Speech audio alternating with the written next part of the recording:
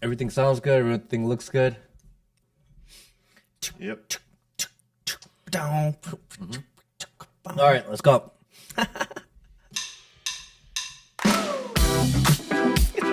Good morning, everybody. Happy Thursday morning. Happy Thursday morning, everybody. I know I've mentioned this before, but I love our little startup sound. It actually gets me hyped.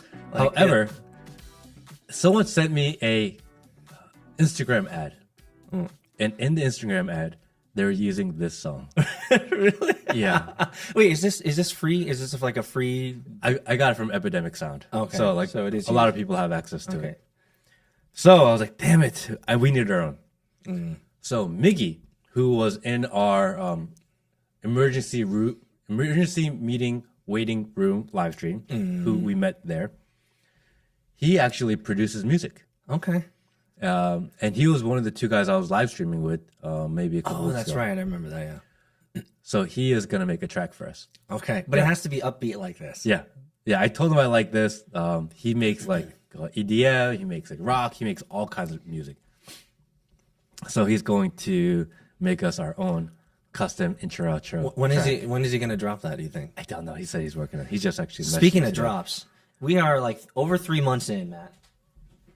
And I wanted to give you a congratulatory Oh, shit. 90 days of Matt Kim podcast. First gift and card on the podcast. Giving a little bit of a card here. Thanks for My chicken scratch is probably, you can't read it. calling. What does that Give say? it to me here. Bruh. Bruh. What does that even say, bro? It says, thanks for allowing me to join you on a journey. Matt, all the best in all of your endeavors. May the odds be ever in your favor. Bro, thank you. Thank you. If the table wasn't so large, I'd give you a hug. All good. Appreciate all you, good. buddy. So a little bit of context for everybody out there. I am someone who loves Air Max 90s. And I am also a patient one in which I don't need the Air Max 90s immediately. So I use StockX to bid on shoes. Sick. Yeah, check that out. Bid on shoes, and then I bid on them and wait like 60, 90 days until the people capitulate, and they're like, oh, these shoes aren't moving. Let me just sell to the guy who actually wants them. And then I end up getting these kicks for like 80, 90% off. Awesome. These are sick. I'm totally going to rock them. Appreciate you, buddy. Absolutely. Absolutely, man.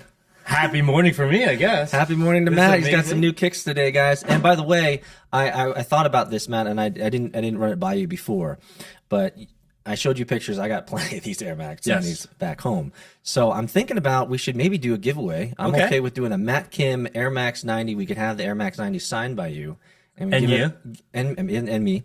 And we could Maybe we sign one each. yeah, and we could give it away to your community. That would be amazing. We'll do the giveaway, and maybe we'll do it through Discord so that we can do it through the people. We have a lot of active guys in there, so I think maybe that would be the best. Cool. And we'll cover the shipping all over, whatever in the world it goes. No worries, guys. Air Max 90s flying out to you guys. Make sure you join the Discord. Links are going to be below. That's amazing. Thank you, brother. Absolutely. So I had an interesting weekend. I took my daughter to the Atlanta Zoo. The Atlanta Zoo. Now, the Atlanta Zoo is one of those places where if you come to Atlanta, you kind of have to go to the Atlanta Zoo or the aquarium or World of Coke. Like, those are the three things that most people, like if you have kids, right, these are the things to do. So the aquarium is much nicer, much better run. The Atlanta Zoo is a shit show. Why do you say that? Well, By the way, we have season passes To the zoo? To the zoo. Yeah. so first off, it took me like an hour and a half or 2 hours to get there. Maybe that's why I kind of started off on a negative note. And when you get there, you have to park, and there's like no real. The parking lot's tiny. It's super tiny. You have to park out on that extra road above So you it. circle, circle, and then finally you find a spot, and then you have to tell them approximately how long you're gonna park. Like, how is there not a better system for parking there?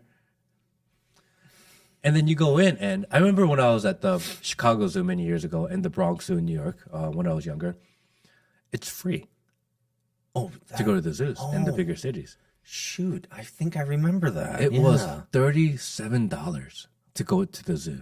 Oh, it's a good thing my wife got those season passes, man. Shit, that's So for expensive. two of us, because my baby is under 2 years old, so she doesn't pay. But for two of us, it was like $72 to go. Oof. Which I was shocked. I didn't think it'd be that. Plus parking, right? And I don't really cheap, but that was a lot. It totally threw me off. That could throw me off too, man. That sticker price is pretty high. And then we got in there, and to get like a energy drink or a Gatorade or something like this, $7. That reminds me of a tweet I saw about these people getting like a hamburger and like coffee at Coachella, which is happening right now. Yeah. It was like $70 for like. That's crazy. But at least that's Coachella. See, look, it's free. Well, that's member tickets. Bronx Zoo is $38. That's for Bronx Zoo. I think the Chicago Zoo is the one that's free then. So I guess they're all kind of colluding here. So it's you're looking at about a $35-$40 ticket. That's crazy. But the Bronx Zoo is much bigger. Is it? It's enormous. Oh.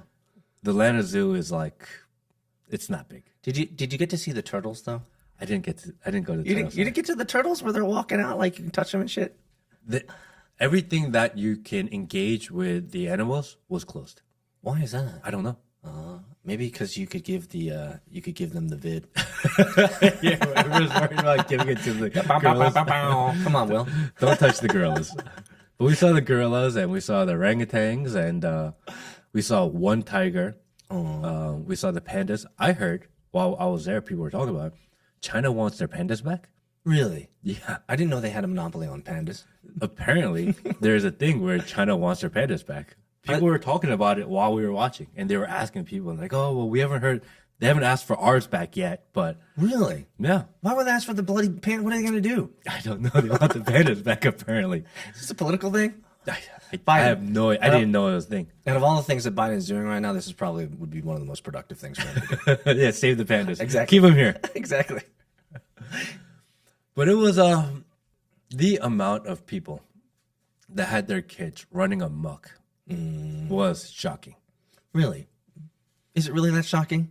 Is it because you have a child now and you have a new perspective? Obviously, as a single, you look at kids and you're just like, oh, those little shit tards running around, like, fuck them. They're just annoying. But now that you have one, it's changed your perspective? It has. And all I could think is, how do I prevent that situation from happening to me? Because they were running amok. The zoo is not in the cages. The zoo is the kids running around everywhere. It's free for all. It's a free for all. The parents are, who knows where they are. Most of the dads and the moms are on their phone while their kids are running around, and they're using the zoo to like an escape so that they can like parent less. Where I saw it as an opportunity to parent more. Interesting. Well, I think you're nailing the head on the coffin there. It's parenting, isn't it? And because there were kids, like I think we were at the Komodo dragon thing, right? And the Komodo dragon was trying to eat an egg, and and the egg was stuck between the glass and a rock, which was funny as hell. Of course. So everyone's sitting there watching this Komodo dragon trying to like awkwardly try to get this egg. Really funny, really cute. A crowd was gathering watching it.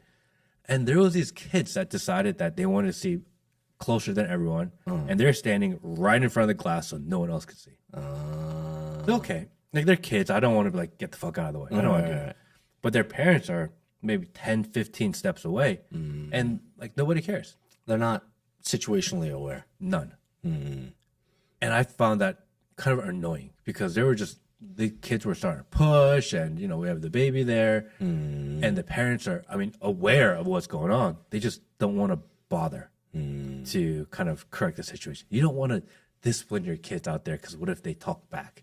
And then you create a bigger situation. What if they get out of control? Even more so. This is true. Just let it run. This is true. And in some cultures, it's okay to discipline and call out other people's kids.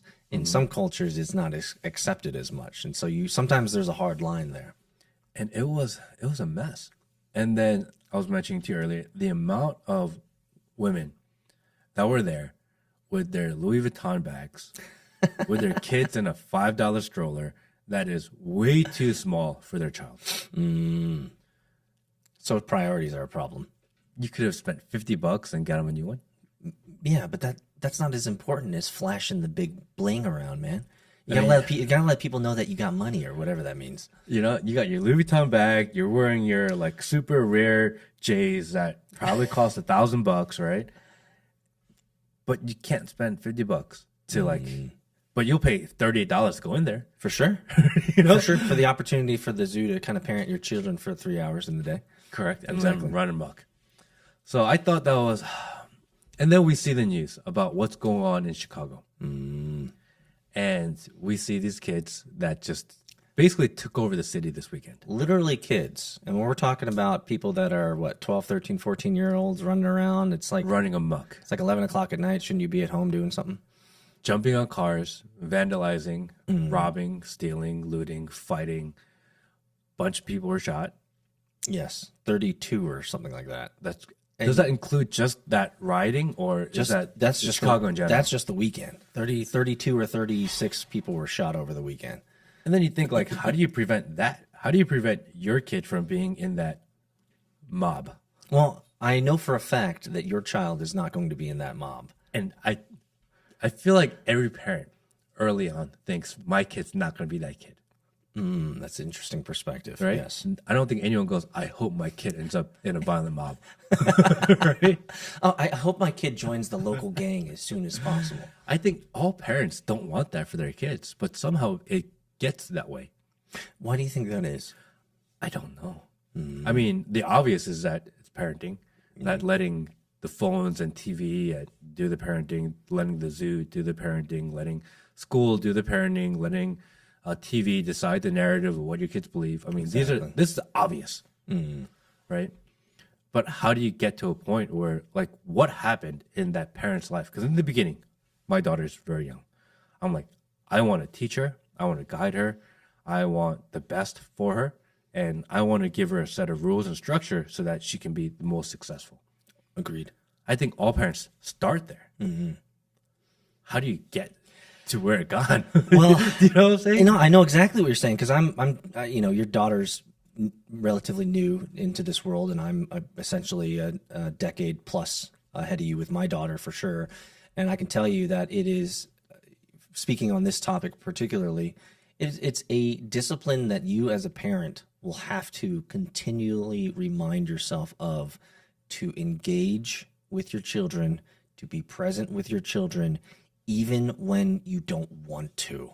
And that is I'll tell you just personally, my biggest struggle is when I'm tired and I'm fatigued and I've just had, for example, like the race weekend, just a crazy race weekend where it's, 16 hours just building carts, focusing on everything with my son, and then to come home, all I want to do is rest.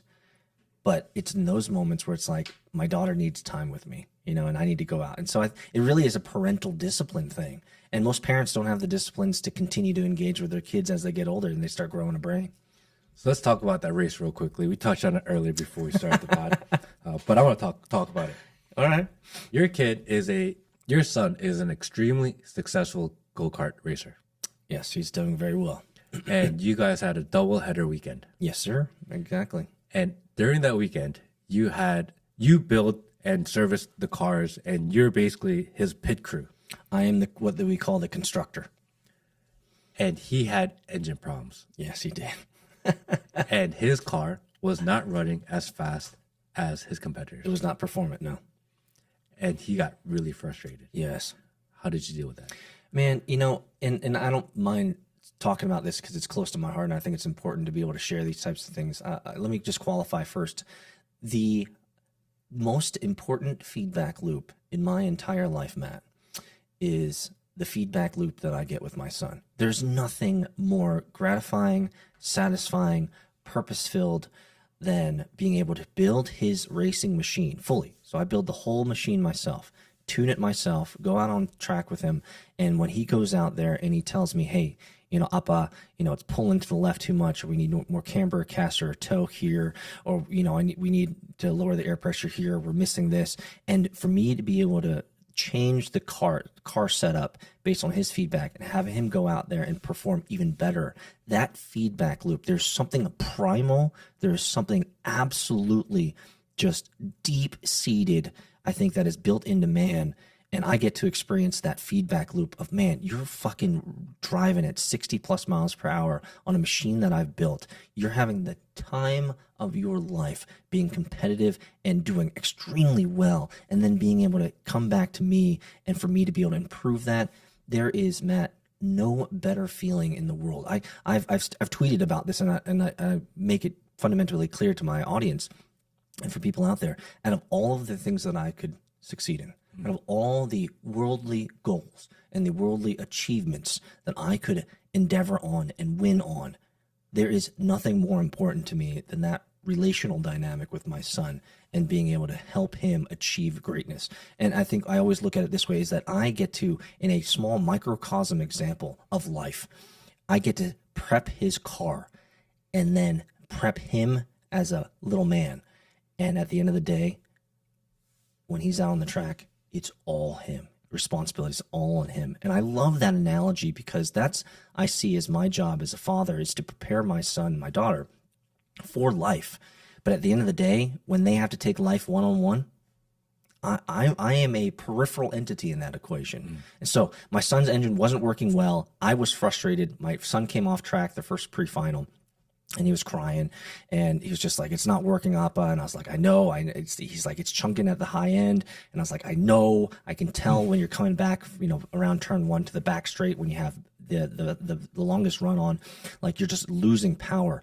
And for me as a father, knowing what the issue is and not having the time to be able to swap out that engine was imminently frustrating for me this weekend, because not only would it send him to the back of the grid where I don't want him to be, but the other problem was that I was facing is that he was doing actually pretty well. He P2'd in the first race with a non-performant engine, and he P4'd in the second race with a non-performant engine. So there was this struggle between, do I really handicap him with a brand new engine, which he would be able to come back, I think, or should he just struggle bus it?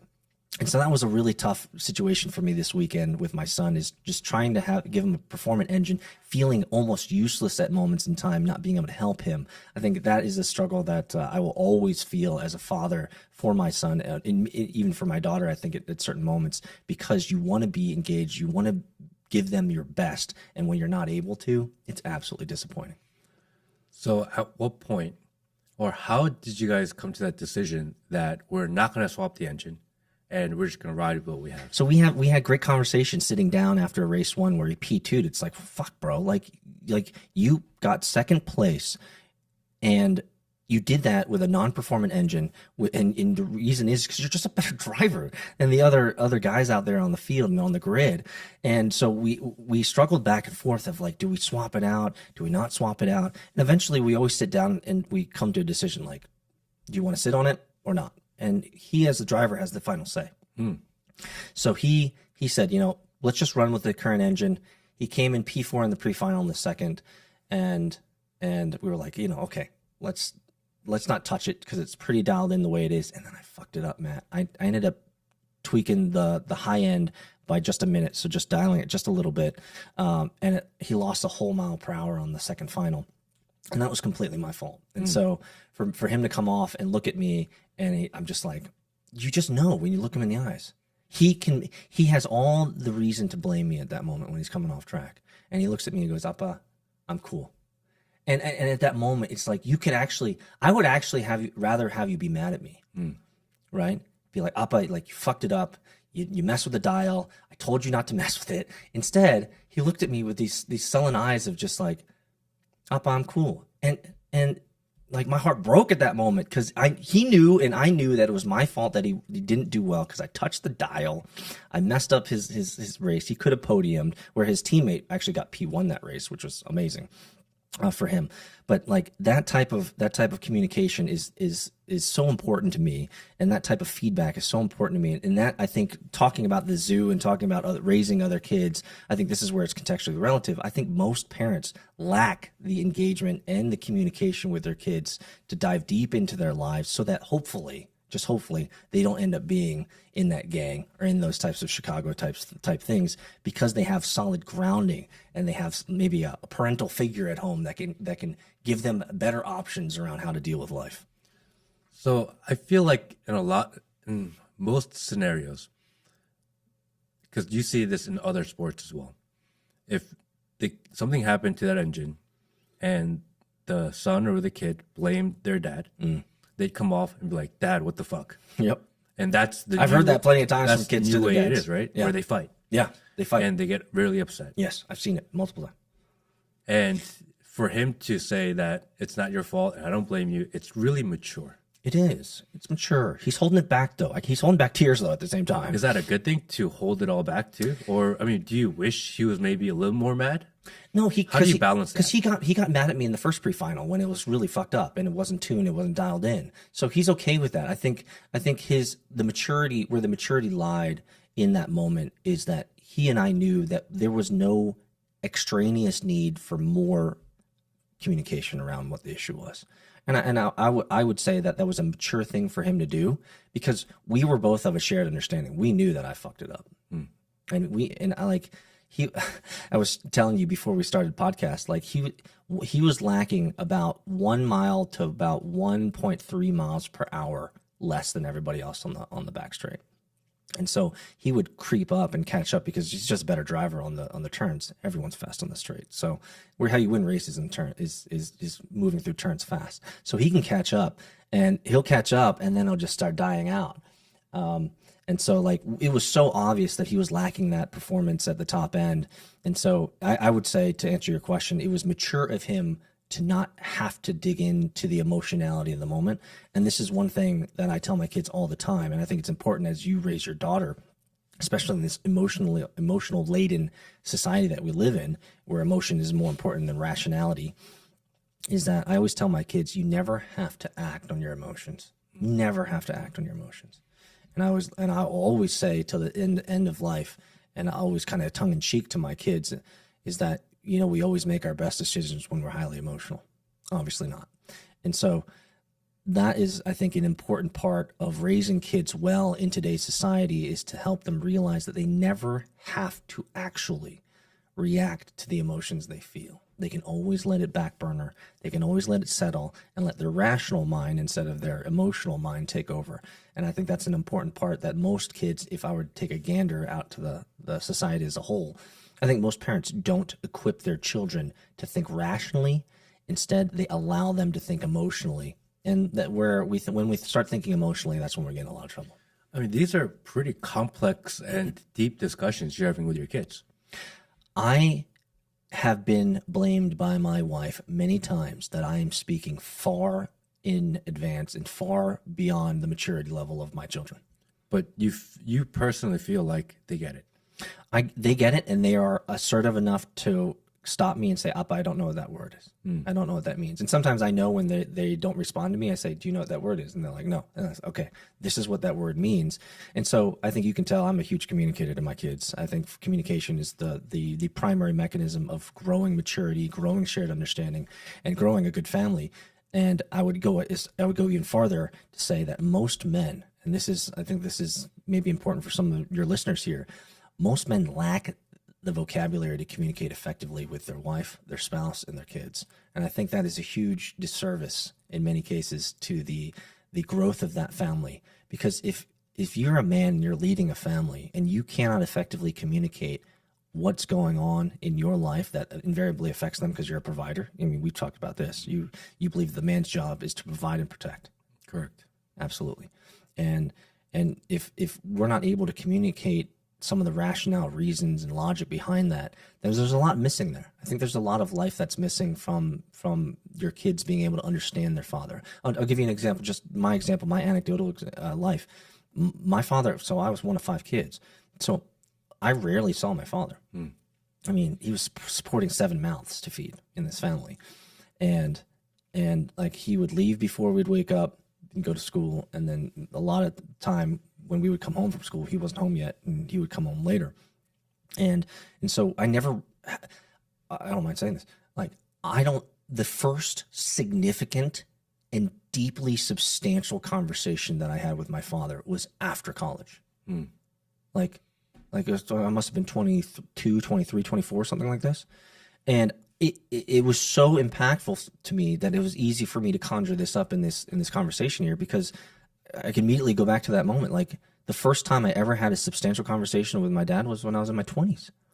And so, not to say that there's any I'm throwing any shade on my dad. Like, he did his best. Peace, right? He did his best.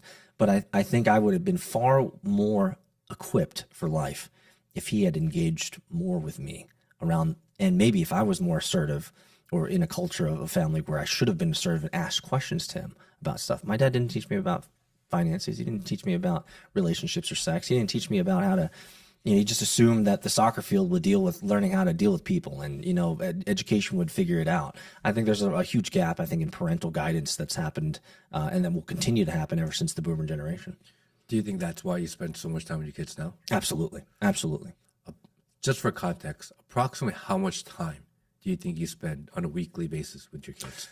Like, active time? Because people will say, I'm with my kids all the time. But if you're on your phone and they're watching TV, you're not engaged. That doesn't count in my book. No. Like, how much active time? So that I live at home. I work out of my garage. So I am available to my family pretty much 24/7, except when I'm traveling offsite.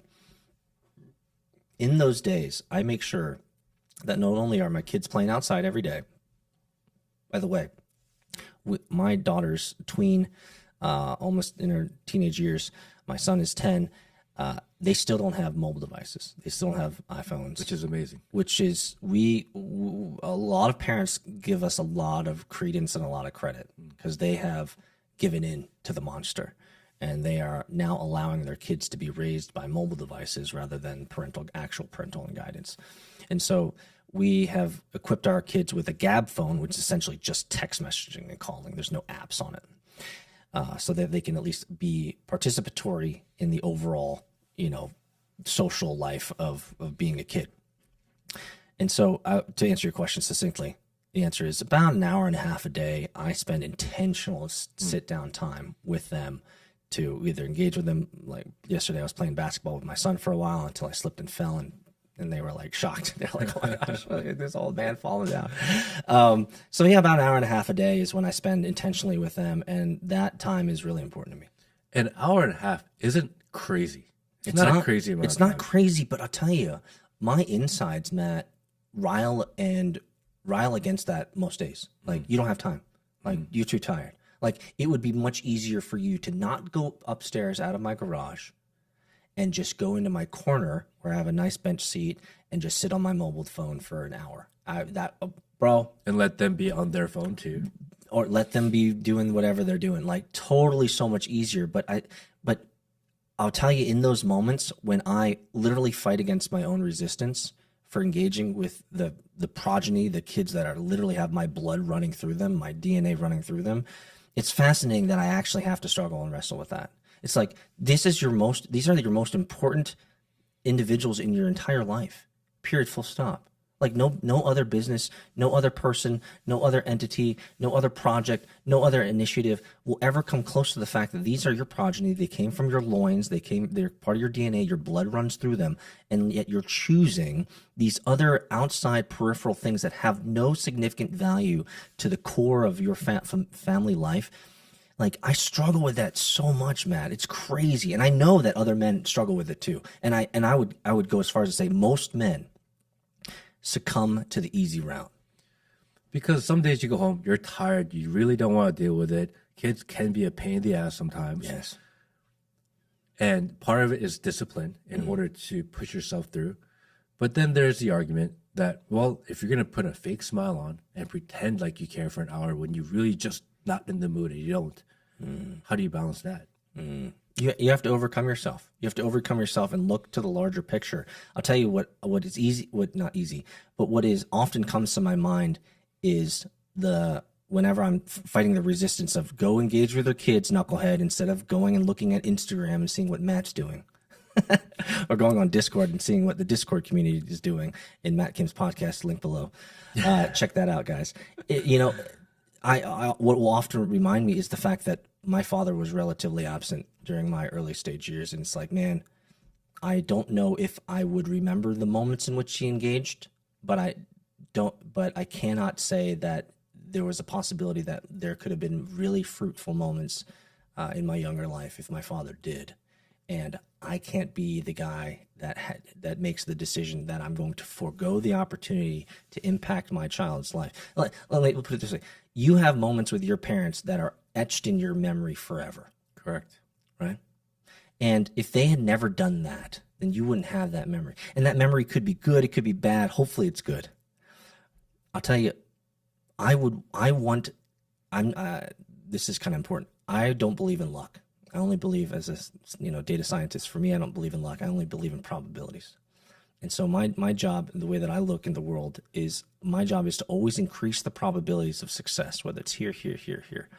So if I'm thinking about my kids in that rubric, then I think about how can I increase the chances and probability that they will be better off, they will be more successfully prepared, better equipped, better tooled up.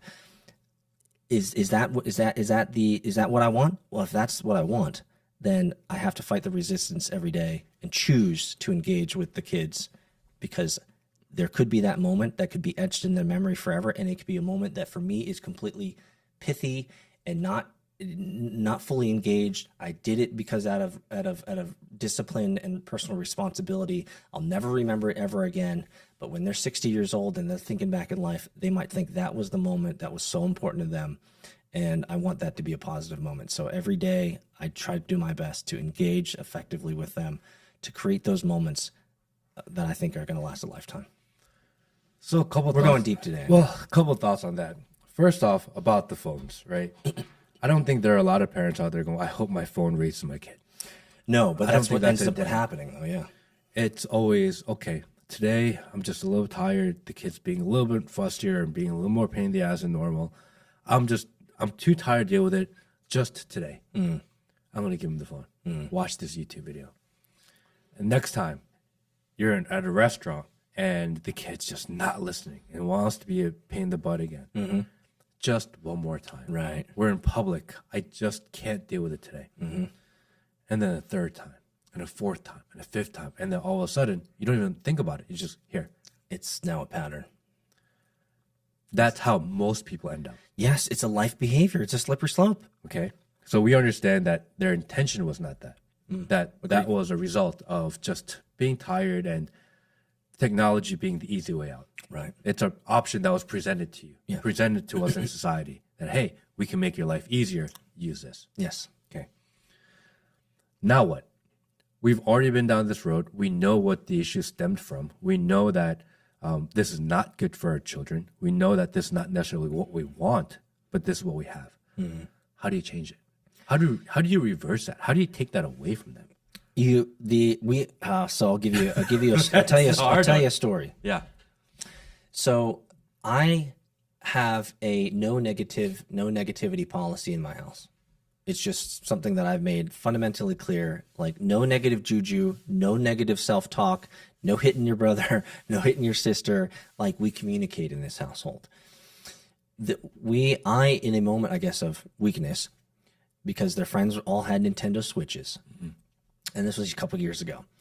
And I was like, okay, let's get them Nintendo Switches. They seem fun. I grew up on video games. You grew up on video games. They were harmless back then. Of course, we didn't have the social networking part of games back then. It's like you played Final Fantasy by yourself. Yeah. Right? You played whatever, by yourself, And I gave it to them, and it started creating negativity in the house. And what I mean by negativity is they would fight with each other. They would literally get into fistfights. Like, you killed me, homie, or you didn't let me pick up the power up. Did they have their own? They each have their own. They each have their own. Okay. So for me, and they know this now, like, I have zero qualms, zero issues with getting rid of things that create negativity. So they had a fight. I looked at both of them. I was like, okay, they're gone. Like, literally.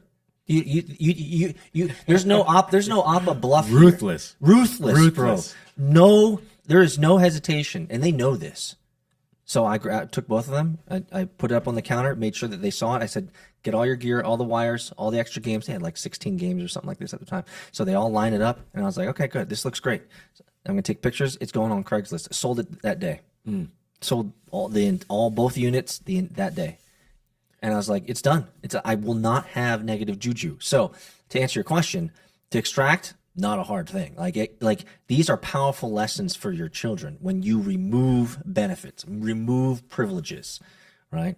So most kids in that situation would throw a fucking fit. Oh yeah, absolutely. I can't. You're killing me. This is the end of the world. Yes, there was no more pada. There were tears for sure. Really? Oh, of course there were tears. Emotional, damn it. But now, Will, they will always remember that when Appa says there's no negativity in this world, in our home life, like he really means it. Teaching lesson. I mean, I don't know if I don't have to tell you the power of words and the power of self-talk and this power of positive energy. Like I don't have to tell you that. And I know the power of words. Like you will look this up. There's a guy who did an experiment on rice. Have you seen this? No. Oh, we did this experiment. It's real. You take 2 jars of rice. You put rice in one jar, and on the one label of the rice on this one jar you put negative, and on the other jar you put positive. And every morning, it's Japanese guy Will, who did the study, and it's been replicated. Every morning, you open up the negative one and you say, "I hate you," like you suck, you're terrible. Close it up. And to the other rice, the positive rice, you say, "I love you. You know, you're loved, you're cared for." You will see over time both white rices, the one where you're saying negative stuff to it, it'll turn dark and brown. Really? And the white rice, the positive energy, the positive feedback you give that white rice will stay white. We're going to find this experiment and we're going to link it on the bottom. Dude. Because if it's true. There is no more visceral experience than showing your kids that what you say, motherfucker, negatively to your kids, like, it fucking matters. It matters. Okay, so this guy, water responds to your feelings. So this guy says, "I first heard about this 5 years ago, but I don't know whether I believed it or not. My environment said it was not true, impossible, not scientific, but nobody had tested. It seemed like a dangerous thing." So what am I talking about? Dr. Masaru Emoto discovered that human thoughts and intentions can alter physical reality. In this case, the molecular structure of water changes by the way you interact with it, positive or negative. It feels you, it is aware of you. So the rice experiment is you cook your rice in water, it absorbs the water, you cool it, and you put it into 3 jars, right? I love you on one jar, I hate you on the second, and nothing on the last. You spend at least 30 seconds twice a day consciously sending out negative or positive thoughts towards the respective jars of rice. He said, "I did it, and over a period of few months, I stood in front of these jars and sent my positive, negative thoughts and feelings. 2 months, nothing. 3 months, little change. 5 months, big change. 8 months, conscious. What I learned, I love projects, hate destroys, and denies slowly destroys. We are bigger and more important than we think. We are one because everything seems to affect everything and anyone. Awareness is the message. Could be a good class at school. Awareness lessons." And so do it. He's proven it here that they have 3 jars. So if you leave the one jar and you give it no love, it slowly decays over time. And so with your daughter, with my daughter and my son, for you to wake up first thing in the morning to look over your daughter and just say sweet, beautiful nothings in her ears every day, worth it for her mental health. Like every morning when my kids wake up, I'll tell you there's 2 things that are absolutely important to me.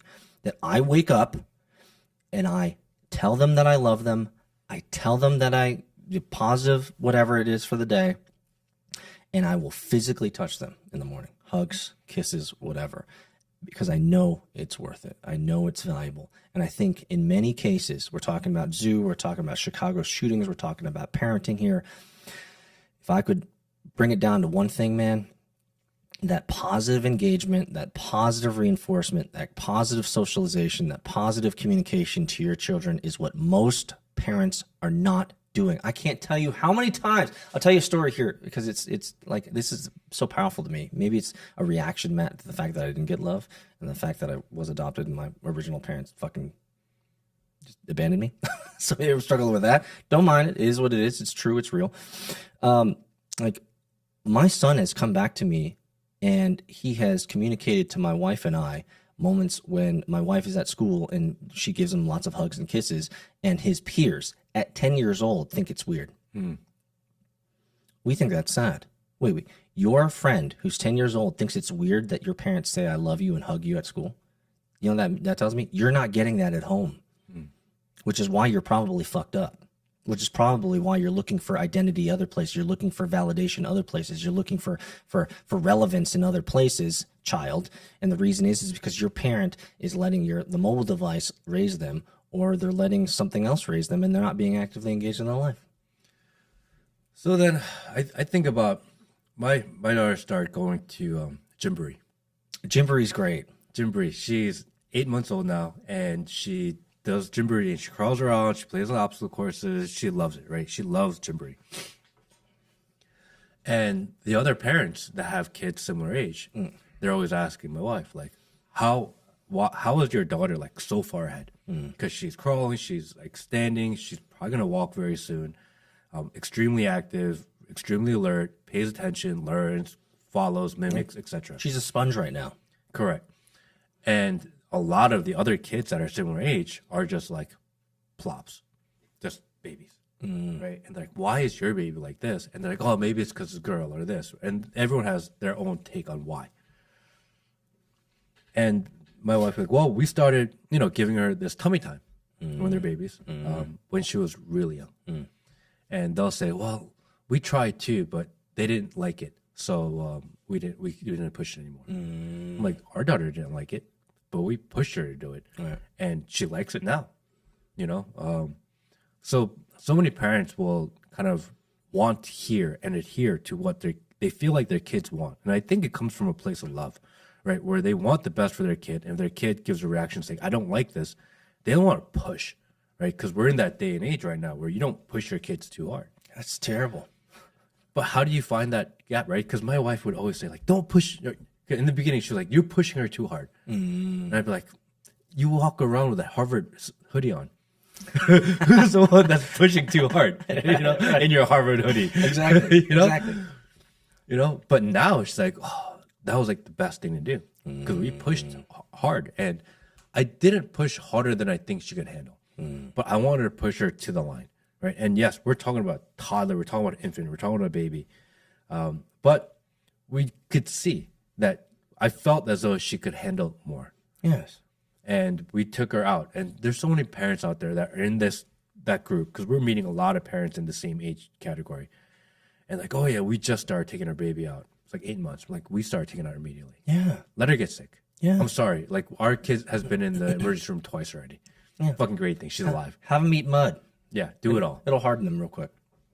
But how do you balance between, okay, maybe this is too much, because we have generations above us that pushed too hard and kids go the other way.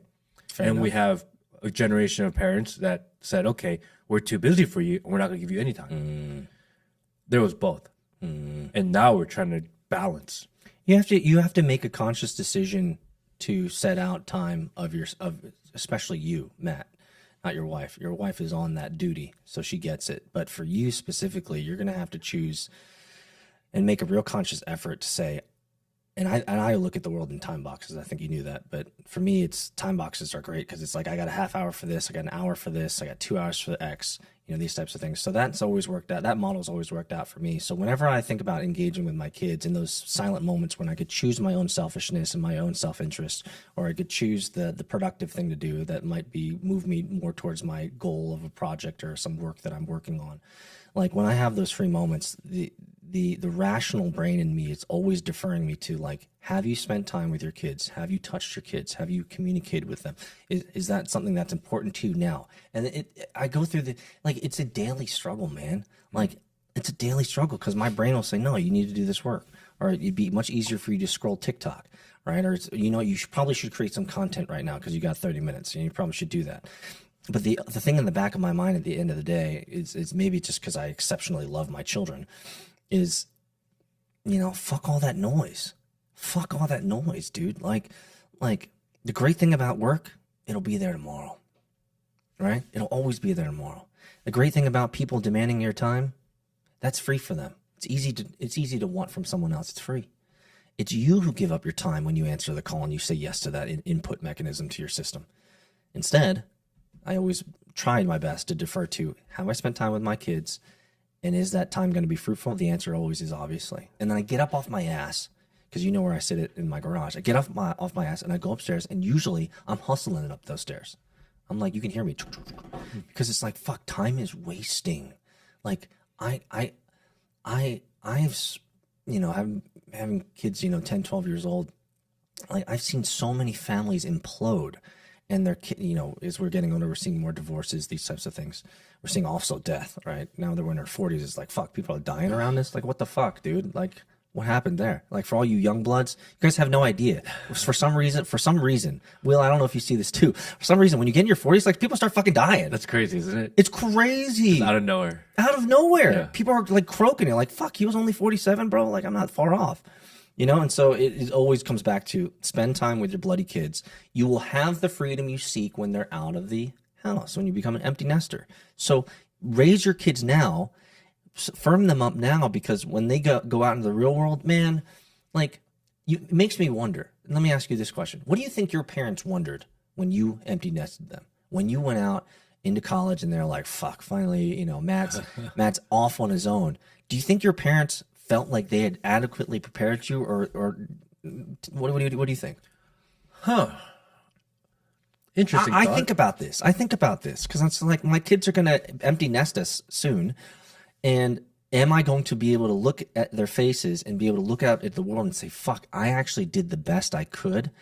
Or it's going to be like, I hope they don't fuck it up, and next call I get is from a jail cell or some shit like that, you know?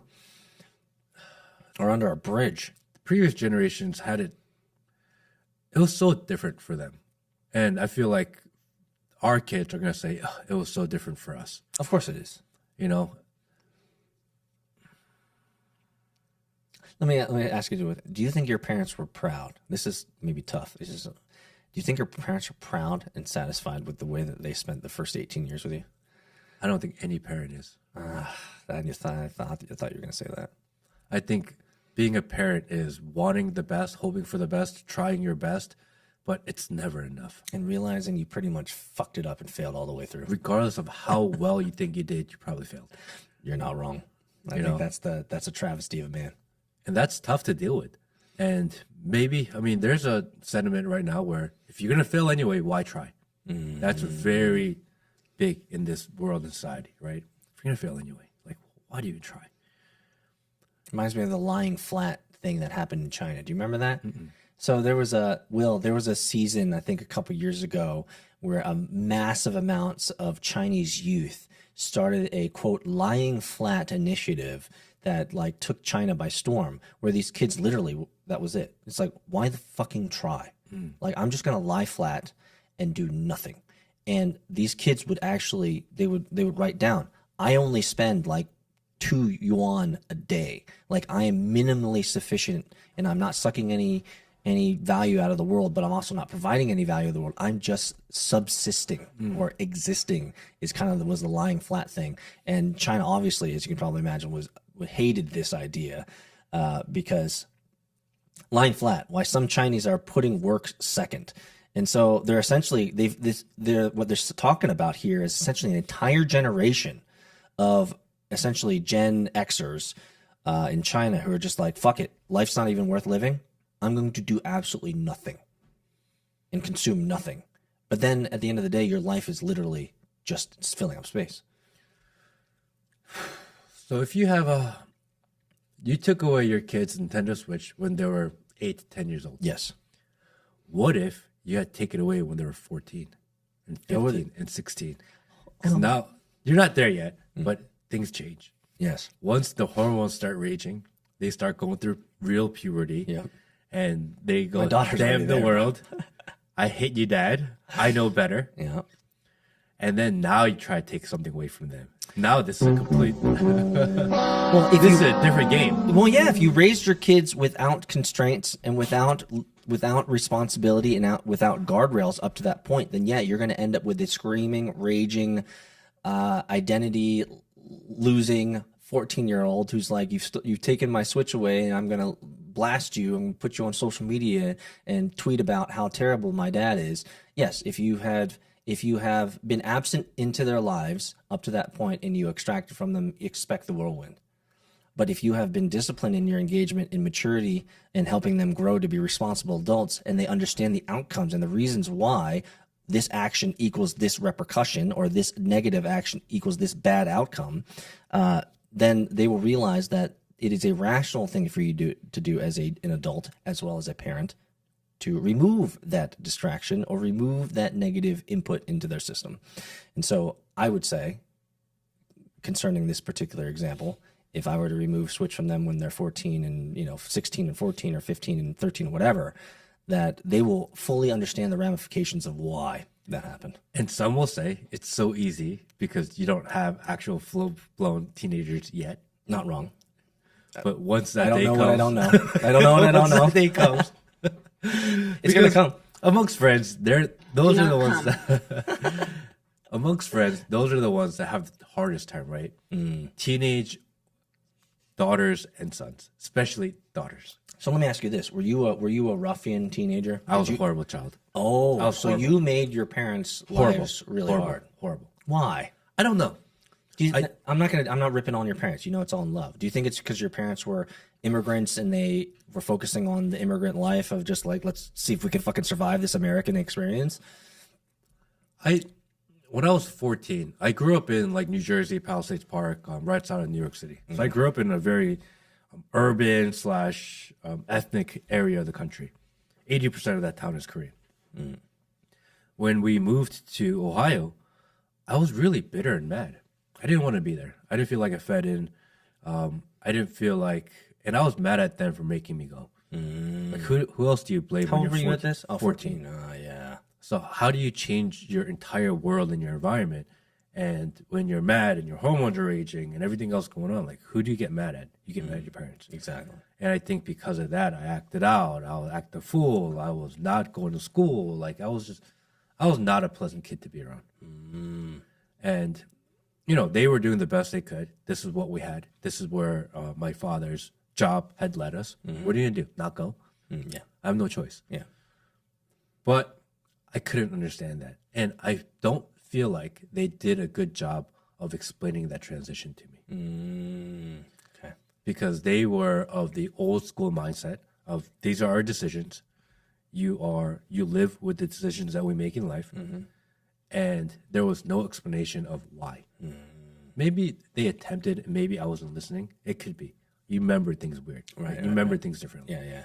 But in my memory, we never had that conversation. Do you think it would have helped if they did? I don't know. Maybe they did. And in my mind, like Maybe you didn't listen. I didn't listen. Maybe I was just so angry. Yeah. And so angry at them, so angry at the world, that although they were trying to reach out and have that conversation, I was blocking them out. And then you remember it as they never even tried. But now maybe I'm mad at them for no reason. But now, 2.5+ decades later, could you look back with new perspective and say that was actually good that I was extracted out of the New Jersey world of bubble and moved into this new world? It actually, you tell me. Yeah, I mean, I think moving out of that ethnic bubble, right, the Korean bubble, I call it, because so many kids, especially when you immigrate, especially Koreans are really good at this or bad at this, is that when you come here to this country or you're born in this country, you live in a Korean bubble. Right. Your whole universe is Korean American. Your friends, your homies, your work, your restaurant, your bar, everything. You see this a lot in New York, LA especially, but even here in Duluth, in Georgia, you see a lot of it. Where your entire universe is Korean. You could actually move to North Atlanta, Georgia, and never actually have to speak English. Correct. Right. And they never leave. I think making this transition when I was young forced me to see other parts of the country, forced me to get along and figure out how to adapt in other types of cultures, actually adapt to American culture. And sometimes on TikTok, if I put something up, people will say, like, I always get these Asian kids chime in, "Oh, you're like so whitewashed." Like, really? I'm like, what the fuck? I'm like the most Asian guy I know, right? I'm the most Asian guy I know. Maybe they're talking about me. I'm whitewashed. They're talking about me. I'm like, my daughter I speak Korean to my daughter. We eat Korean food like 4 or 5 times a week. My wife is from Korea. We live in a Korean area. But just because I speak a certain way and maybe I think a certain way, like, oh, this guy's like, really? Yeah. I would never have expected anyone blaming you or asserting that you are whitewashed. That actually comes or they up. say, or I'll see a comment, this guy wants to be white so bad. Really? I get it all the time. Really? Yes. I wonder what they say about me. Maybe they're like he's too fucking far gone. Like he's clearly just a banana. He's clearly a banana. Like, you know, he's white inside, he's just yellow on the outside type of deal. Maybe I'm far too gone, I guess. But, and when I speak to other people that are living in this Korean or ethnic bubble, it goes same for blacks, Hispanics, everyone that live in the bubble. Get out of the fucking bubble, man. Get out of the bubble, bro. The bubble is so bad for you. And I get it. When you first come here, or you need a sense of community, you want people to have shared values, shared culture, you join these bubbles. Familiarity. There's community there. Yeah. But as you grow, as you evolve, get out of the bubble. Actually, I don't want you to volunteer information you're not comfortable with volunteering, but I believe that when we were talking years ago when you'd moved or you were planning on moving to this new place that you're living at right now, I think if I remember, part of the rubric of your decision was that you wanted to actually move away from the Korean community. Is that right? Correct. Okay. So tell me more about what was that? It's just you wanted to get out of that bubble? I just want to be out of the bubble, you know? Once you're in a bubble, and that's any societal bubble, that becomes your life, your identity, becomes everything you think, do, say, believe. And your worldview gets very narrow because that's all you see in here. You have to be able to expand beyond it. I mean, we talk about, you know, free thinking, thinking for yourself, getting out of the bubble, thinking in different various ways. And you have to separate yourself, not only mentally, but physically. So it was important for me to get out of the bubble, you know? I think part of that was also for the future of your daughter. I don't want her growing up in the bubble.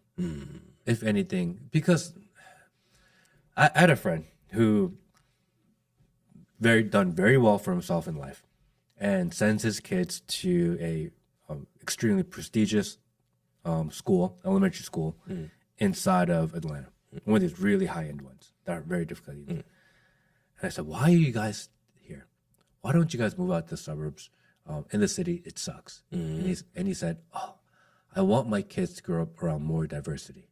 Which, in theory, okay, it makes sense. Because that's why they live in the city. Only problem is this prestigious school that he goes, that's an inner city school. They all think, they may look different, but they all think the same. I'm like, I don't think you're getting any diversity. Yeah. You may be getting diversity in color. Yeah. But you're not getting diversity of ideas. Oof, that's a good point. That's a good point. And he didn't see my way. He's like, why would I send him out? Why would I send my kid out in the suburbs where they're going to think only one way? And I'm actually the one giving more diverse ideas. And I was like, damn.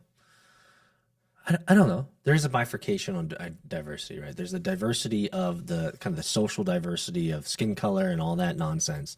And what you brought up with, I think is far more important, is diversity of thinking, diversity of thoughts and ideas. I think there's often it's hard to find a middle ground. Like Yes. you know where my kids go to school. So is there diversity of thinking there? Not really. Not really. Not really. It's mostly a white kid school, right? Which makes his case kind of It's same. It's like, what do you guys do any different? pretty strong. But at the end of this, like my family engages with people of all different races because we don't prescribe to any type of bubble. I think you know that, right? We don't hook ourselves into any type of niche or any type of community group. We're free flowing where the value is. If there's value here with this group at this moment, that's what we're there for. If there's value here with this group, or this community group, or this people group, then we're here for that type of transaction, right? And so for us, we try to, as parents, provide our kids as much variety and as much diversity as it makes sense. But where we're always, and I think this is going to be important for you, I'm not telling you how to raise your daughter, but I think you will anyway do this. We constantly remind our kids of the diversity that is told to them, and we remind them that diversity doesn't fucking matter, especially when it comes to skin color and these types of things. It's just like if that is how they're valuing you as a person, because you have a different skin color that you couldn't choose and you didn't have a choice around anyway, then those aren't people that you want to hang out with because they're stupid people.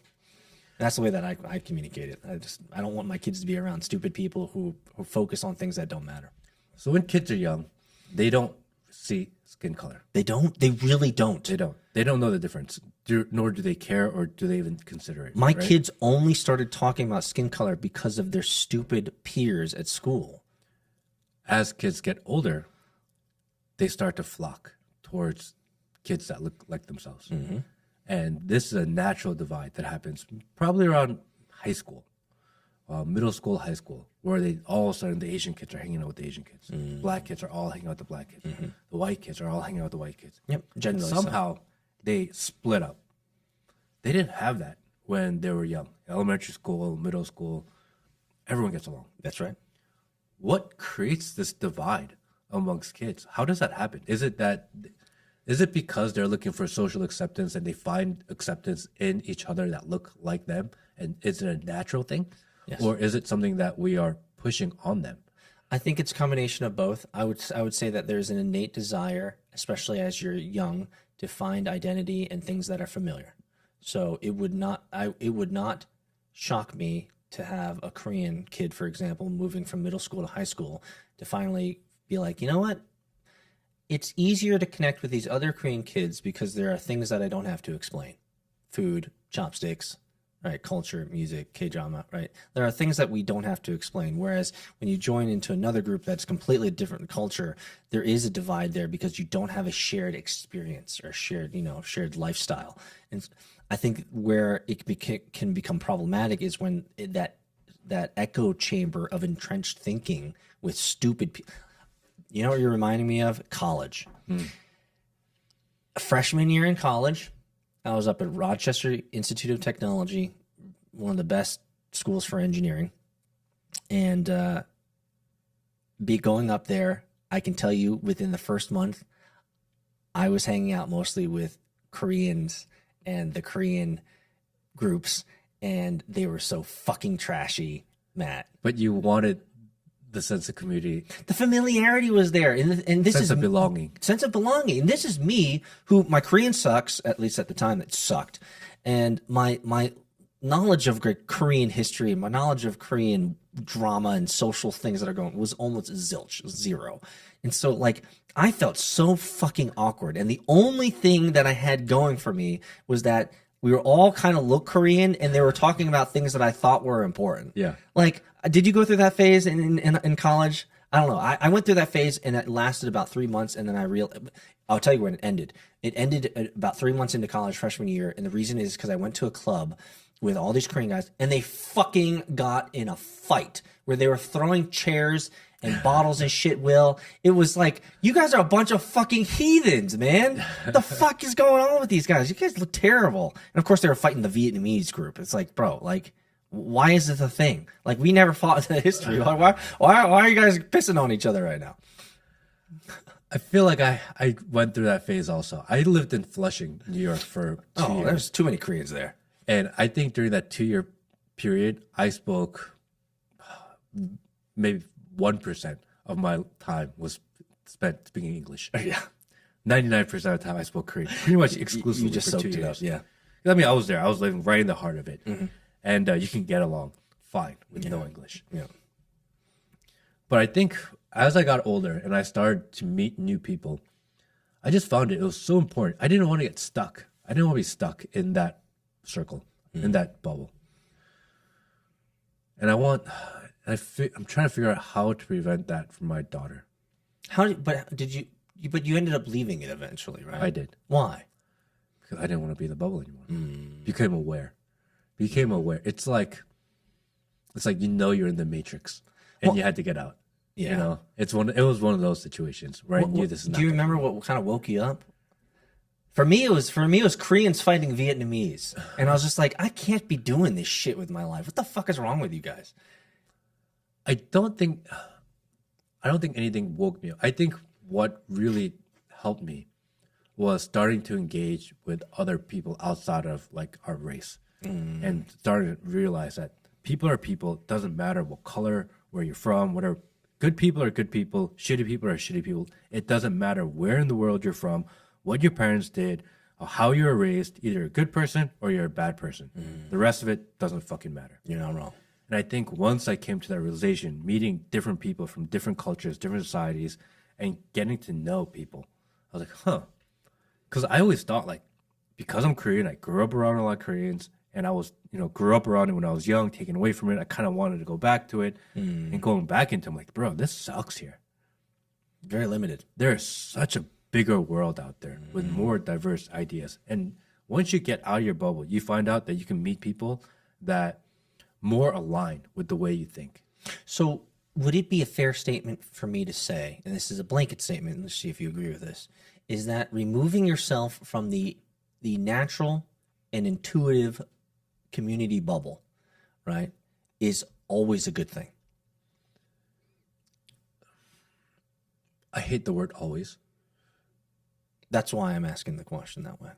I think it is. Because the intuitive thing is, I'm black, I hang out with black people. I'm Asian, I hang out with Asian people. I'm white, right? That's the intuitive thing. The cultural shared understanding totally makes sense. Legit. Like, no one would ever blame you. It makes sense. There's so much that you don't have to say. You automatically connect. Both your parents were exactly the same. You guys get it. Like, natural. But the question is, should you always remove yourself from that? Because in many cases, it ends up becoming limiting. I think, like, in everything in life, it's balance. So, because you don't want to forget where you came from. You don't want to give up your culture. I want my daughter to understand what it means to be Korean, what our social and cultural values are.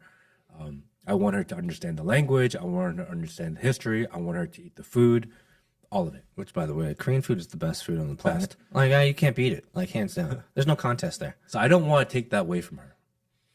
At the same time, I don't want her to be, that's all she is. So I think, like in everything, there's balance. Remember where you came from. Remember what your social values are. Show honor to your culture.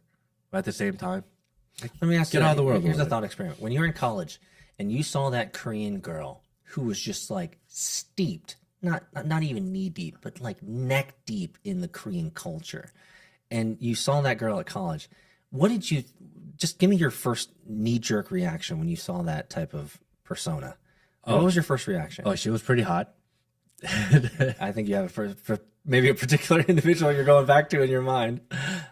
I think when I was 18, 19, 20, 21, 22, 23, I just didn't think that big. All I could see was what was right in front of me. Boobs. Yeah. Like, oh, this girl's hot and she likes Korean shit. So, maybe I like Korean shit a little bit more than I thought I did. Right? It's funny how guys are so influenced by the girls they think they may have a chance with. Right? Man, we should probably talk about that. Yeah. One day. Like how guys adapt so quickly, especially when you're young. Oh. When you get older, you're a little bit more of this is who I am, and you take it or not. There's less adaptability as you get older. But when you're young, boys simp. Right?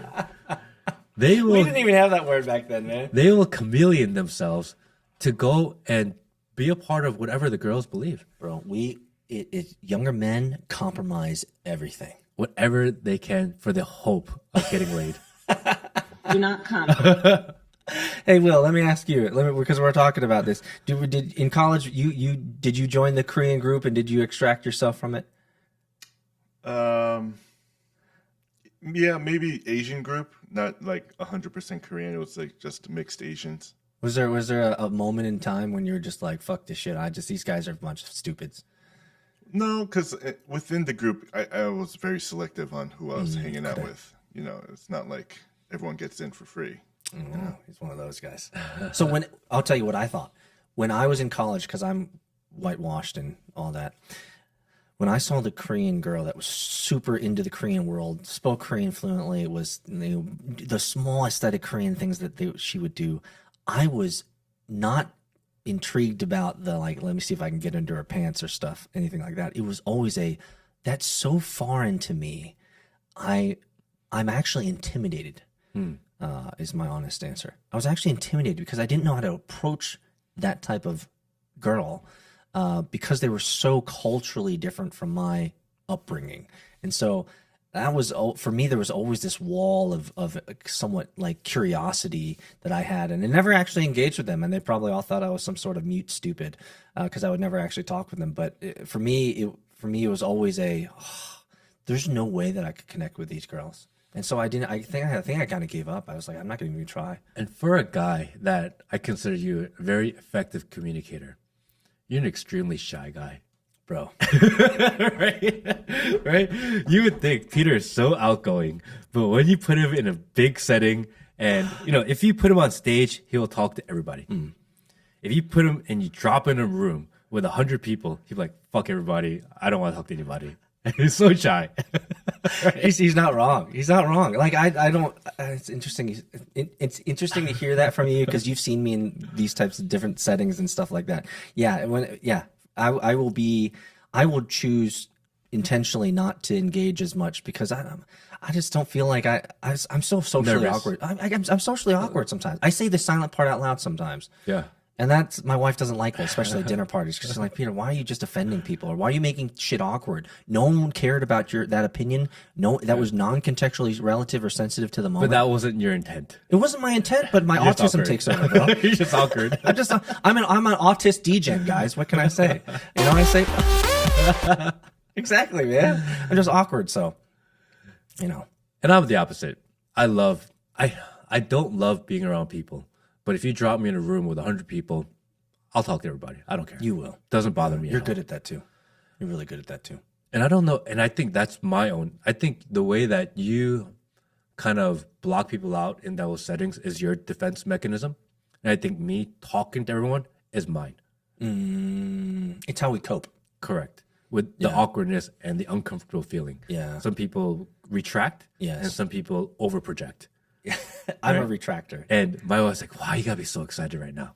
She says it all the time. She's like, it's not you, bro. Why are you She's like, "Why are you so up? excited? Like, Well, why you gotta talk to everyone? Like, it's not even important." But I think for you, I think you get, correct me if I'm wrong, but I think you get energy from the crowd in some ways. I think you get an energy from the opportunity to engage and stuff like that. For me, I don't get energy from that. I get energy from one-on-ones like this. This is what gives me energy because I know that you're listening, that you at least pretend that you care, these types of things. With a group, I know that there's a higher probability, a higher chance that they don't give a shit about me anyway. So it's like, should I put my best foot forward or should I put my foot in my mouth and make sure that when they leave this, when they think about me, they're like, that guy's awkward as fuck. Okay, maybe I should just shut the fuck up. So that's kind of my defense mechanism, my coping mechanism. I don't think I like groups all that much. I prefer more intimate settings like this. Oh, I know. I think it's just, again, I don't want to stand there and be like, "Oh, like what the fuck is that guy doing here?" So I overproject. I don't think that's like my the goal. middle school dances, right? Where you're just like, am I supposed to go and talk to these people now? Yeah, I can either stand on the wall or I can dance in the middle and flail my arms. I'm like, fuck it, I'm just gonna flail. I've seen that. Doesn't necessarily mean I want to dance. I think it's just the way I cope with those situations. But we all deal with it differently. Final thought. In raising our children, we want to do our best. Yes. It's not easy. Society will tell you to do one thing. Your gut tells you to do another. Your wife is fighting with you to do it her way. And it feels like there are a million voices. And most people with all those voices going on their head on something that's probably important to everybody, a lot of people just stand still. Yeah. Inaction. It's too much. They don't want to make the wrong decision, which ends up being inaction. Exactly.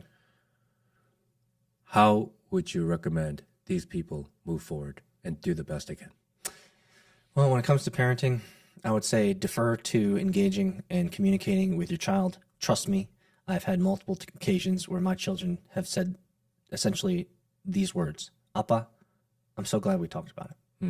And those are the moments where not only do I feel validated, but I feel vindicated and I feel great that I spent the extra time to engage with my kids and talk with them about a situation or bring something up. Like I'll just end with this. Yesterday I went on I have to date my daughter. So every month I go on a date. Yesterday, Sunday, was pizza date. And we went out and we ended up talking on the drive over there because it's a good 25-minute drive over to the pizza place. We ended up talking about relationships because she's in middle school now and all that stuff. And what are they talking about? And it was a little awkward for me to bring it up because it's like, when you talk to it's your daughter and it's like, apparently there's a new thing called being in a ship. Okay. Stupid. Being in a ship is short for being in a relationship. And so what kids will say to each other in middle school now is, you should be in a ship with that guy. Why don't you just fucking say relationship? What did we didn't say this shit back then. So she was telling me that some of her friends were saying that she should be in a ship with some guy or something like this. And I was just asking, like, what does that mean? And she was like, I'm not interested. She was like, what are his socials? Where does he live? I want to go kill him. Exactly. I got a shotgun with like a buckshot, so he won't die. He won't die. He'll just be significantly maimed for the rest of his life. And so these are the moments where, like, I can tell that she is appreciative that I am engaging her brain and being intentional about being part of her life, that at the end of the day, as a middle schooler, could seem awkward because it's relationships. But when she's 22, 25, 30, 40 years old, there's everything that I know now, she'll know. And I think that opening those gateways for conversations now is going to be fruitful for the future, because it's going to be awkward as fuck to bring it up when she's older. Have the difficult, awkward conversations, even though it's not the easy route. Yes, because you're opening up pathways to relationship with your kids. Yeah. Everybody, if you have kids, go home. Tell your kids you love them today. Hug them. You never know if you're going to be here tomorrow. That's true. You got it. See you guys next week. All right. Thank you, everybody. See you guys. You gotta show people those kicks, man. We should have had the kicks up the entire time. I thought about it, but I didn't want to cut you off. I was like, here's the shoes, man. Here's the shoes, bro.